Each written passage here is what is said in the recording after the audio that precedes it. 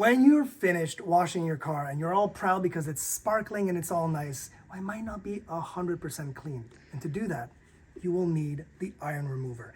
This thing is not to be used every time you wash your car, but sporadically, you'll see a big difference in the finish, in the way all of those particles that are invisible to the eye really come off. And you'll see, I put a little bit in here because you need a spray bottle to apply it. And all you do is you apply the spray to the panel and to the paint and the surface of your car. It smells like rotten eggs because it's working. And you'll see in a few seconds, all of the iron particles will turn purple.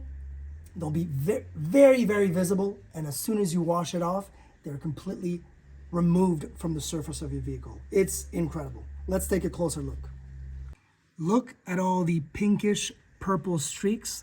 All of that is on contact, changes the color. It lets you see exactly what you're looking at. And basically the particles are coming off to the surface, ready to be washed away. So what you need to do now is simply clear it off with some water and then clean your car or wash your car as you would usually do it. It's a really nice tool.